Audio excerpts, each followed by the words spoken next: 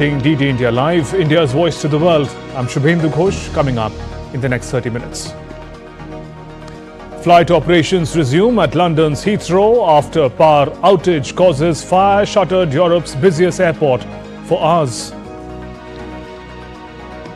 UK, France, Germany call for an immediate return to Gaza ceasefire, urge Israel to restore humanitarian access.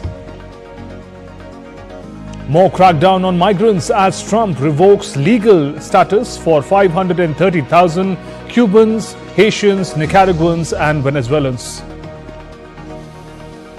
India protests China's new counties in Houtan through diplomatic channels, reaffirms sovereignty over Ladakh. And Kolkata's Eden Gardens all set for opening encounter between Kolkata Knight Riders and Royal Challengers Bangalore in the 18th edition of Indian Premier League.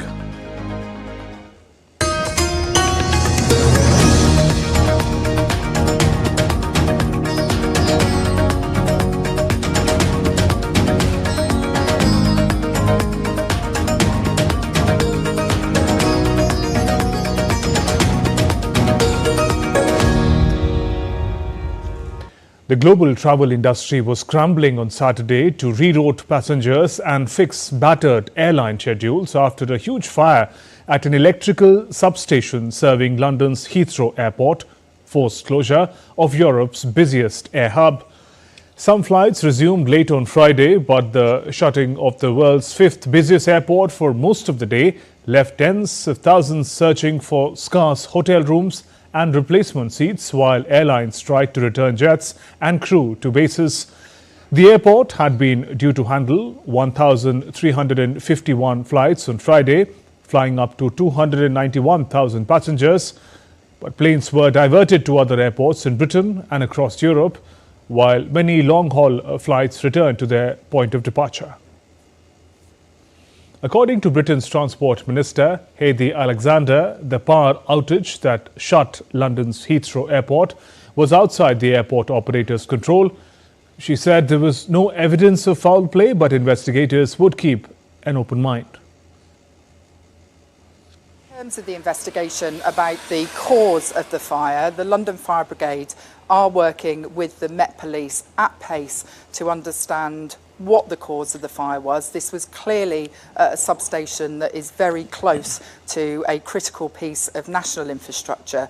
So it's imperative that we've got the right people working on that investigation to identify the cause as soon as possible. They do have backup energy supplies. They have generators, diesel generators. None of that failed on this occasion because that backup supply is designed to protect the critical key systems within the airport. Meanwhile, Heathrow Chief Executive Thomas Walby said he expected the airport to be back in full operation on Saturday. Thomas also apologized to stranded passengers, said disruption was as big as it gets for our airport and that it could not guard itself 100%. Contingencies of certain sizes, we cannot guard ourselves against 100%. And this is one of them. This has been a major incident. I mean, short of anybody getting hurt, this is as big as it gets for our airport. And we are actually coming back quite fast, I would say, when you consider the amount of systems that we have to shut down, then bring back up and make sure that they're safe. It's fueling systems, it's bridges, it's escalators, elevators. All of these systems have to be brought back up, tested to make sure they're safe and put into operation. In other news, Germany, France and Britain have issued a joint statement calling for an immediate return to ceasefire in Gaza. The joint statement also demanded Israel to restore humanitarian access. The ministers expressed their alarm at the resumption of Israeli strikes, stating that it marks a dramatic step backward for the people of Gaza. They urged all parties to re-engage in negotiations to ensure a permanent ceasefire. The three nations called on all parties to re-engage with negotiations to ensure ceasefire is implemented in full and becomes permanent. The joint appeal follows Israeli Defense Minister Israel Katz's threat to annex parts of Gaza Strip if Hamas doesn't release hostages. The minister emphasized that a long-lasting ceasefire is the only credible pathway towards sustainable peace and a two-state solution.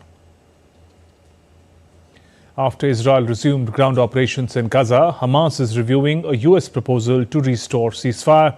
U.S. Special Envoy Steve Witkoff has proposed a bridge plan to extend the ceasefire in Gaza into April beyond the Ramadan and Passover holidays. This extension aims to provide time for negotiations on a permanent end to hostilities. Hamas is still considering Witkoff's proposal along with other ideas, with the goal of securing a deal that includes prisoner releases, an end to the conflict, and a complete Israeli military withdrawal from the Gaza Strip. Meanwhile, Israeli military intercepted a missile fired from Yemen on Friday, a day after shooting down 2 projectiles launched by the Houthi militants. Houthis have claimed responsibility for the attack, saying it fired a ballistic missile towards Ben Gurion airport near Tel Aviv. Houthi spokesperson Yassari said the attack was against Israel. It was the group's third in 48 hours. And US President Donald Trump's administration will revoke temporary legal status of some 530,000 Cubans, Haitians, Nicaraguans and Venezuelans in the United States, according to Federal Register notice on Friday. The move, effective April 24th, cut short a 2-year parole granted to migrants under former President Joe Biden that allowed them to enter the country by air if they had US sponsors. Trump said on March 6 that he would decide very soon whether to strip the parole status from some 240,000 Ukrainians who fled to the US during the conflict with Russia. Trump took steps to ramp up immigration enforcement after taking office, including a push to deport record number of migrants in the US illegally. Voice of America employees, journalists and unions filed a lawsuit against Trump administration in New York on Friday, arguing that the shutdown of US-funded news agencies violated their First Amendment right to journalistic freedom. The lawsuit alleges that US Agency for Global Media, its acting director Victor Morales and special advisor Carrie Lake violated laws by placing over 1,300 employees on leave and cutting funding for several news services. The cuts are part of an initiative by Donald Trump and Elon Musk to reduce government spending on programs they see as misaligned with US interests. The lawsuit seeks to reverse the decision to shut down the agency, which funds media outlets. Meanwhile, President of American Federation of Government Employees, Everett Kelly, argued that the shutdown undermines press freedom and harms democracy worldwide. Donald Trump awarded Boeing the contract to build American Air Force's advanced fighter jet, the F-47, providing the company with a significant victory on Friday. The F-47 jet will feature stealth advanced sensors, cutting-edge engines. The engineering and manufacturing development contract is worth more than $20 billion. The next generation air dominance program will replace Lockheed Martin's F-22 Raptor with crewed aircraft built to enter combat alongside drones. Boeing's win marks a turnaround after struggles in both commercial and defense sectors. For Lockheed, the loss is another setback following their elimination from the competition to build the Navy's next-generation carrier-based stealth fighter.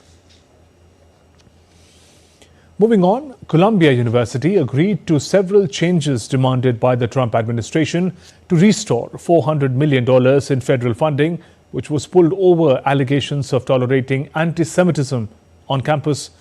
The university's memo outlined compliance with demands such as banning face masks, empowering security to remove or arrest individuals, and taking control of department offering Middle Eastern Studies courses. The administration has warned other universities about possible actions over anti-Semitism issues and targeted law firms linked to political opposition. Columbia will appoint a new senior administrator to review the curriculum and faculty, raising concerns among professors about government influence on academic departments.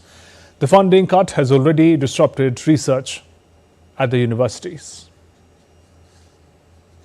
French Prime Minister François Bayrou visited a France-German defense firm KNDS factory in Bourget on Friday. The Ukraine conflict is driving Europe to rethink its defense industry, and Bayrou confident that Europe can increase production and secure funding amid concerns over US under Trump as unpredictable ally. Weapons firms are set for long-term orders, creating job opportunities in previously neglected areas. KNDS was formed in 2015 through merger of Germany's Krauss-Maffei Weymann, the maker of Leopard tanks, and France's state-owned Nexta.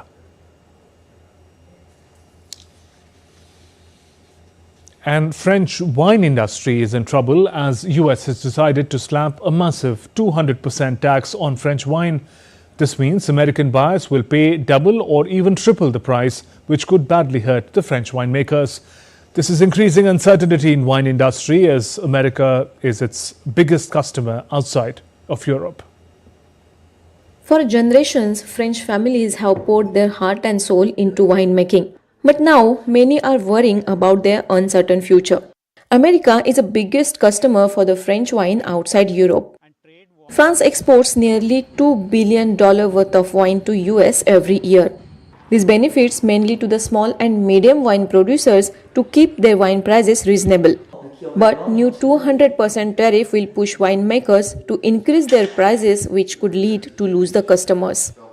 I hope that I shall be happy in a few weeks because we are very much afraid of the taxes. Average is $100. So it will be impossible to sell it if you have to multiply by 3. This tariff will not just affect French winemakers but also consumers from US. Retailers, restaurants and distributors will struggle with price hikes. A bottle that currently costs $20 could soon be over $60, which could be a burden to consumers' pocket. Ultimately, demand for French wine could collapse. This is not beneficial for anybody. We cannot price items, we cannot buy inventory based on speculations. Distributors, the people that are selling us the product, they don't know how much inventory to hold on to because nobody wants to pay 2-3 times more than what they would be paying today in a month from now. The French wine industry is already facing challenges like climate change, rising production costs, and competition from new world wines. This tariff could add another layer of financial strain, specifically to small and medium-scale wine producers. French government could try to negotiate with the US to reduce the tariffs or focus on finding new opportunities. Big commercialized producers can export wines easily, however, the ones who will suffer are the small and the medium-sized producers. However, the small and medium-sized producers are looking into a new market in Asia, especially countries like Singapore, Hong Kong, Thailand, Japan, for exporting wines because of the lower import taxes as well as more growing demand for the French wine consumption.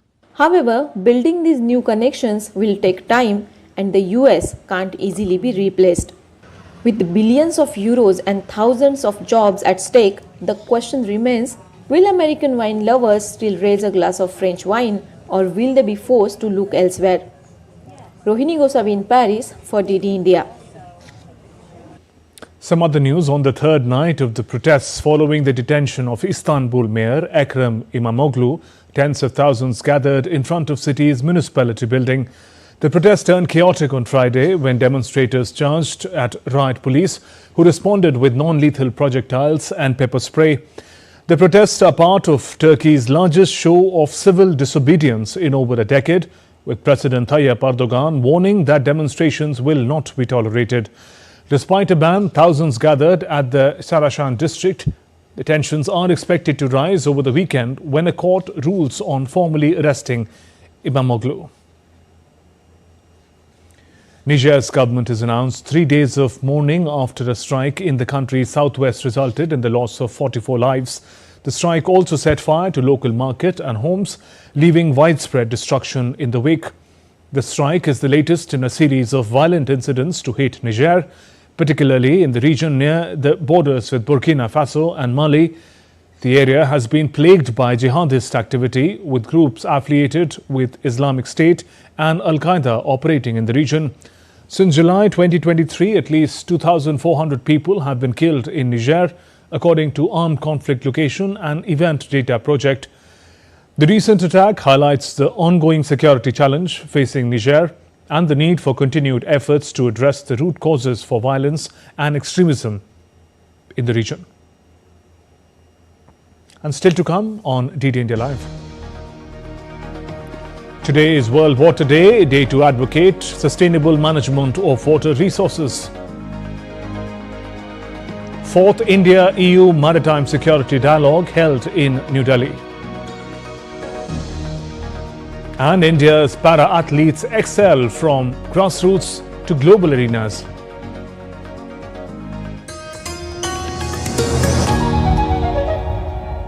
India में जितने Indians हैं उतने ही India's भी.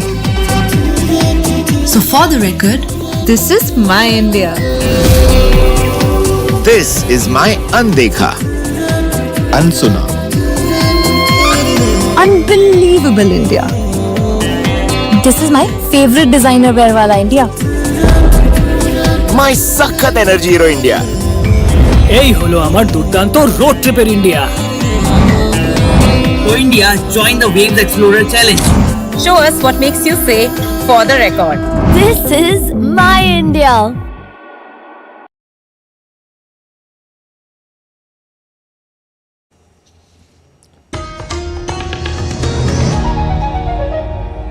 Welcome back. You're watching DD India Live. I'm Shubhendu Ghosh. India has registered its solemn protest through diplomatic channels over creation of new counties in Haotan Prefecture of China. In a written reply in lower house of Indian Parliament, Minister of State for External Affairs Kirti Vardhan Singh noted that parts of jurisdiction of these so-called counties fall in India's Ladakh.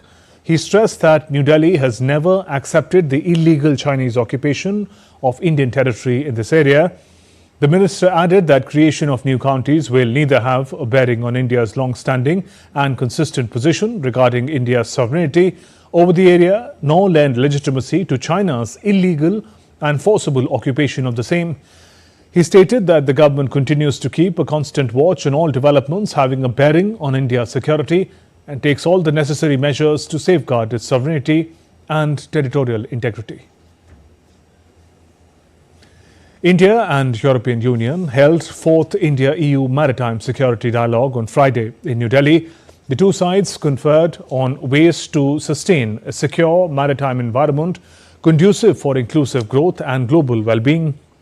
They reviewed ongoing cooperation initiatives in the maritime domain and avenues of reinforcing international and regional mechanisms for comprehensive maritime security. The two sides also agreed to strengthen their shared efforts in areas such as countering illicit maritime activities, protection of critical maritime infrastructure, regional capability development and capacity building activities.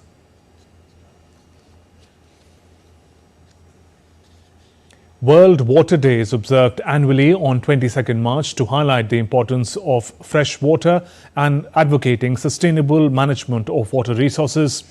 The theme of Water Day 2025 is glacier preservation, emphasizing the critical role of glaciers in maintaining global freshwater supplies and the urgent need for conservation measures in the face of climate change. To mark the occasion, India's Ministry of Jal Shakti, in collaboration with Ministry of Environment, Forest and Climate Change and Government of Haryana, is set to launch the much-anticipated Jal Shakti Abhiyan Catch the Rain 2025. The event, which will take place in North Indian city of Panchkula, aims to emphasize water conservation and management through community participation and innovative strategies. The campaign themed People's Action for Water Conservation towards intensified community connect underscores the importance of water security, rainwater harvesting and groundwater recharge in the face of climate change and growing water challenges. The initiative will focus on 148 districts across the country, fostering greater synergy between government agencies, communities and stakeholders in ensuring sustainable management of water resources. The Jal Shakti Abhiyan Catch the Rain 2025 aims to drive nationwide awareness and action for water conservation, making the vision of Har Boond Anmol or every drop counts a reality. The campaign calls upon all citizens to join hands in securing India's water future through innovative solutions and grassroots participation.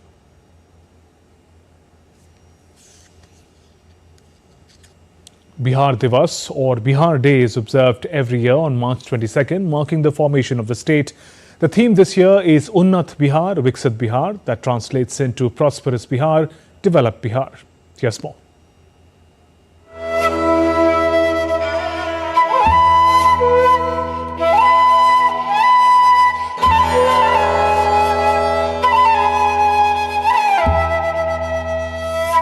Bihar is located in the eastern part of India. The plain is divided into two unequal halves by the river Ganga, which flows through the middle from the west to east. It is the land where the roots of civilization run deep. From being the cradle of learning during the times of Nalanda to being the epicenter of India's spiritual awakening. Through Lord Buddha and Lord Mahavir, Bihar has always been a beacon of knowledge and faith. Every year, March 22nd marks a day of pride and celebration for people of Bihar as they observe Bihar Divas. The day is a public holiday in the state. This year's theme, Unnat Bihar, Viksit Bihar, that is Advanced Bihar, Developed Bihar, will focus on showcasing the state's progress and public welfare initiatives.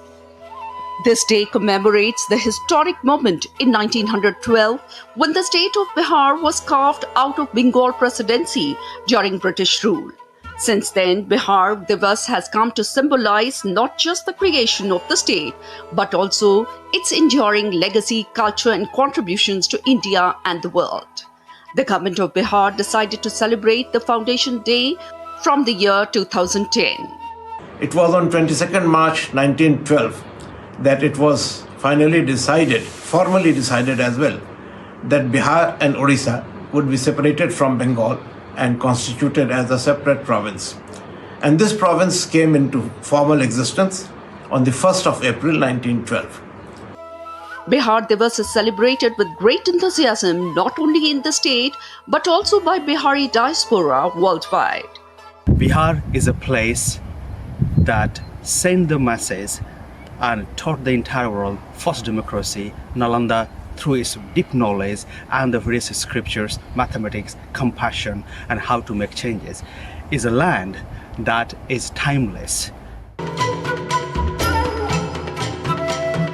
Now let's understand in details why Bihar Divas is celebrated on March 22nd. King George V was crowned in Delhi in 1911 and Calcutta was replaced as the seat of British India's government. The Bengali-speaking regions came together according to Lord Hardinge's proposal.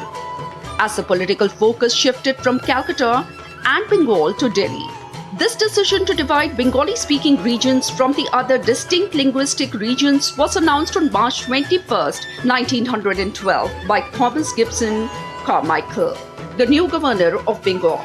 The action eventually resulted in creation of states of Bengal, Odisha, Bihar and Assam.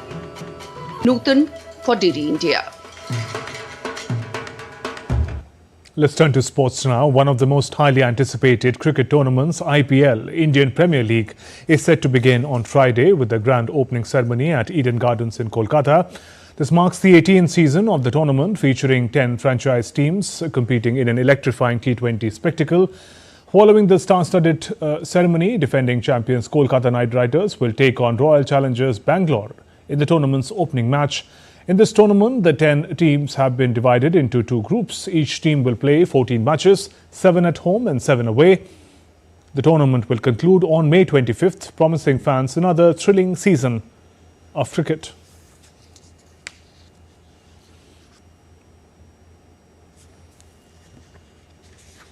India's sporting landscape has witnessed a transformational shift under leadership of Prime Minister Modi, who has championed the cause of inclusivity in sports.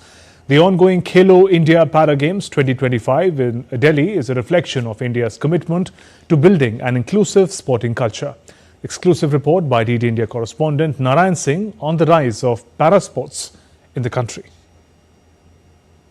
A new era of Indian sports is unfolding, where talent knows no barriers and determination redefines destiny. From grassroots to global arenas, India's para-athletes are rising. Khelo India Para Games 2025 is a significant step forward, making Indian sports more inclusive and accessible. It provides a national platform for para-athletes to gain competitive experience and prepare for international events like the Paralympics by integrating para sports into the mainstream. Khelo India Para Games 2025 not only nurtures future champions but also encourages social awareness and inclusivity. Under the leadership of Prime Minister Narendra Modi, India's sports ecosystem is undergoing a transformation. Inclusion is no longer just a vision, it's a reality. Whenever we used to participate in big events like Asian Games, Olympic Games, we get the blessings of our Prime Minister whenever we go through personal interaction. Whenever we win a medal while we are abroad, we get a phone call from PMO office, and thereafter Prime Minister Sir personally provide congratulations and boosting the morale of coaches like me. From just one medal in 2012 to an unprecedented 29 in Paris 2024, India's para-athletes are now a force to reckon with. तो sports के लिए इतने जागरूक हैं, उसकी वजह से जो नीचे लेवल पे जितने भी लोग काम कर रहे हैं, कहते हैं ना, घर का मुखिया अगर अच्छा हो तो बाकी सारी चीज़ अच्छी होती है। तो मैं उनके लिए यही तारीफ करूंगा कि घर के मुखिया अच्छा है, उन्होंने हमारी तरफ इतना ध्यान दिया है और जिससे कि स्पोर्ट्स बहुत अच्छे लेवल पे जा रहा है और मुझे उम्मीद है कि आने वाले टाइम में और आगे जाएगा। All the Indians have the urge to listen to what he says, and the moment he has started that in para badminton and in the entire para sports, like talking to us athletes before we go to Tokyo Paralympics, then we are back interacting with us. Similarly been continued at Asian Para Games and all major events. So I think it's something that's superb, and which is the reason why para sports is more growing in our country. With initiatives like Khelo India and TOPS, world-class training, financial aid and global exposure are empowering athletes like never before. The stadiums are now inclusive and the recognition is equal. And the dream is not just to compete but to win medals for the country. And the success of India's para-athlete is not a flash in the pan. It is a well-planned strategy under the leadership of Prime Minister Modi, who ensured that our para-athlete gets equal opportunity in terms of training, facilities and financial support, and that's why they are performing well in the international and the national sports arena. With camera person Lalit, Narayan Singh, DD India, Delhi. That's all for this edition of DD India Live. Let us know your thoughts on the news of the day. For those on the go, you can get all the latest news and updates from India and across the world on DD India mobile app. The app is available on both Android and iOS platforms. Scan the QR code on the screen to download now. And we'll be back with more news as it breaks here on DD India. I'm Shubhendu Ghosh from all of us here in Delhi. Thanks for watching DD India Live. Namaskar.